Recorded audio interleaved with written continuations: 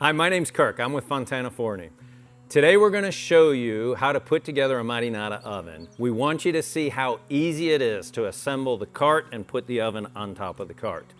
The only tools necessary are a Phillips head screwdriver and a flathead screwdriver.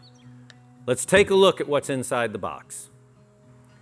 As we look inside the box, we're going to find two legs with wheels. Those are your back legs. Two legs without wheels, which are your front legs. Four supports, which are going to tie your legs together. A bag that has all of your screws and washers and loose parts. Beneath that, you'll find the bottom shelf.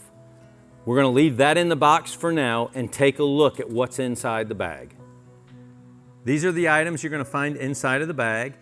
You have two handle stops, a tool holder, one bag with large screws, which will secure the oven to the cart, and one bag of smaller screws, which we're going to use now to put the cart together.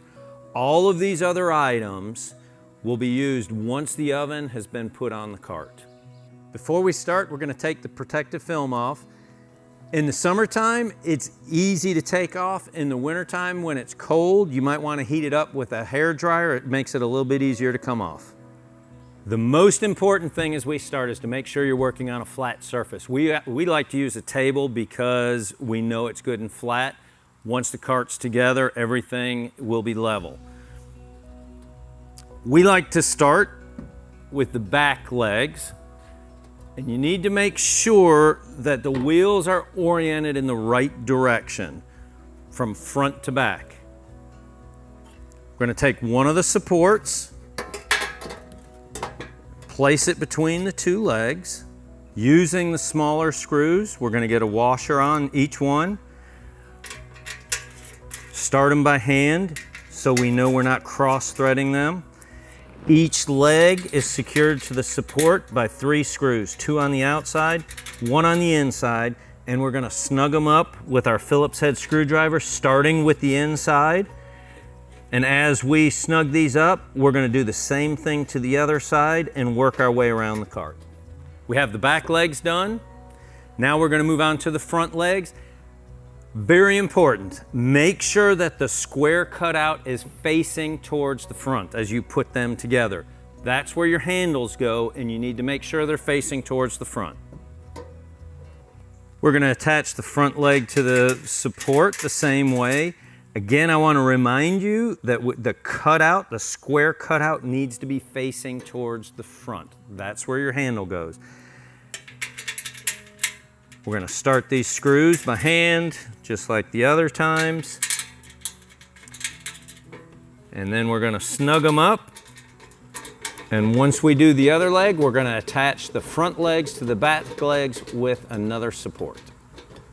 We have the back legs together. We have the front legs together. Now we're going to secure them with another support.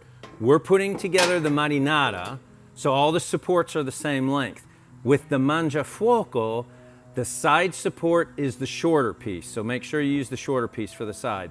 Now that we've got it in place, we're going to put the screws together just like we did with the legs. Lastly, we're going to put the shelf on. First, slide it under the wheel side first. We'll slide it in place. Obviously, this is going to take 2 people. We're both going to put screws in an opposite corner so it holds itself up, and then we'll work our way around the cart. We already have the box cut open, but you need to make sure when you cut it that you cut from the inside out. If you cut from the outside in, you potentially could scratch the powder coat. Once the box is opened up, you want to go through the front of the oven and begin taking the stones out. We want to lighten the load before we lift the oven. The first stone is easier if you pry it out with a flathead screwdriver. Once you have that first stone out, you can remove all the other stones. Once the stones are out, there's a corten steel shield on the left-hand side of the oven. We're going to take that out as well because it has a lot of weight. And we want to make sure that we don't hurt our backs when we lift the oven and place it onto the cart. Now we're going to move the oven. We want to make sure that the cart is facing forward with the cutouts in the front, and we're going to place the oven onto the cart at a diagonal so that when we set the oven down, we don't smash our fingers.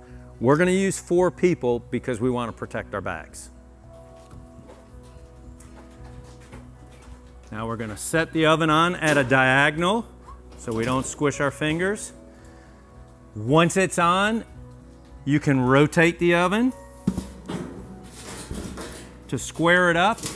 And once it's squared up, we're gonna secure it to the cart with the larger screws that we have in our bag that we saved. We wanna secure the oven to the cart with the large screws and washers. You'll see that each corner requires a screw and each support in the center requires a screw. With a Phillips head screwdriver, we're gonna start in the corner and work our way around the oven. Now we're going to install the handles. We want to install them from underneath the oven, pushing them towards the outside, making sure that the set screw is facing towards the center of the oven. You'll note that we put that in before we put the handle in. Once the handle's in place, we're going to put the handle stop in the 2 slits and bend the tabs over to secure it into place. Then we'll repeat the same process on the other side. Now that the oven's on the cart, we're going to start putting the Corten steel shield and the stones back into the oven. We want to start with the Corten steel. It goes on the left-hand side of the oven, and you're going to note that there's a thin strip of vermiculite. That thin strip serves not only as a spacer, but also as an insulator. Once that's in place, we're going to begin putting the stones back in one by one. There are 2 stones with corners cut off. Those go on the right-hand side of the oven. Now we're ready to wrap it up. We're going to put the chimney on top of the oven, and you want to make sure that the damper is on the lower end of the chimney. Once it's in place, we're going to put the spark arrestor on the top. Then the fire poker will go on the side. There's a holder that fits in the 2 slots. Once that's done, we'll put the wood holder on the left-hand side of the oven. That's going to keep your fire from rolling over into your workspace, and then the door. Now we're completely finished. You're ready to enjoy your oven. Buon appetito.